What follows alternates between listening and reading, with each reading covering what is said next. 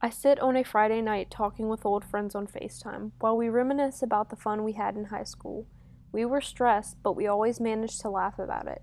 I look over and see my roommate not there, and then I smell the room. A very stale smell that makes me feel uneasy. I look at all my friends through the screen and see how happy they are in their dorms as I listen to their accounts about the fun they've had over the last few months. I then ask myself, how are they so happy with the decision they made, and what can I do to make myself this happy? Their comments about friends and adventures made me feel hollow inside. I then thought about walking alone to class and eating alone in the cafeteria and not having anyone to go to football games with. Me and my roommate were friends, but we needed our time away from each other. I went through all their colleges and asked myself, what is so special about these places that makes mine feel so lonely? It was 1 o'clock in the morning and everyone said goodbye. Some were going to parties, others to see friends, and others to sleep. I then texted one of my close friends, Randy, and asked her about her experience, and she responded, I hate it. Those words made me feel so satisfied. I wasn't alone. I saw her pictures and thought, it can't be that bad. I then asked her if she wanted to be sad together. She said that would be great. So I took out my computer and started my VCU application. I had discovered the first step, finding where I did not belong. It was a gloomy morning. I was still tired from the night before. I made my coffee and got into the car. I was filled with excitement due to the events of the upcoming weekend of Eagle Eyrie, but I had a feeling of anxiety I couldn't shake. I sat in the chair beside my best friend of only 3 months and joked around as we waited. I was told not to come 3 times, but couldn't resist the urge to be there.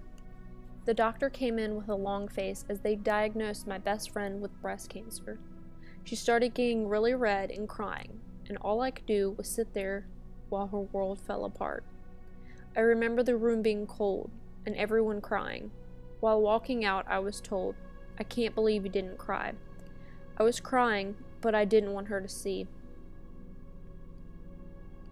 As soon as we got into the car, rain started pouring down as I sat and watched her call her family. I was in shock. I leaned over and hugged her and promised to be there for her and take her to every single appointment. After 3 hours, I left to go on my trip. The whole weekend was a blur. I cried the whole time and I couldn't keep it together for the youth. Earlier on that week, she had told me she wasn't going to fight if it was cancer. She then called me later on to tell me she was going to fight like hell for me and her family. I returned home and laid beside her in her bed and held her hand. I had bothered her about being my soulmate best friend for a week.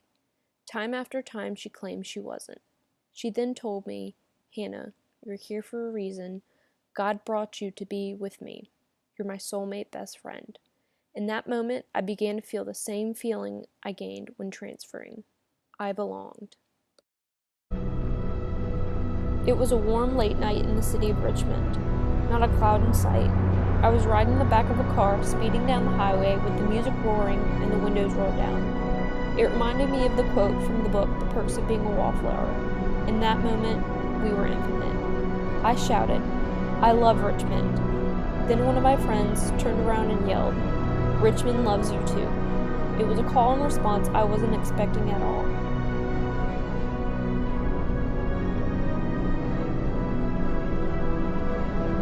I then thought back to something my old teacher told me before I transferred. I had considered moving back to my hometown, and she said, You've already conquered this town, go conquer the next.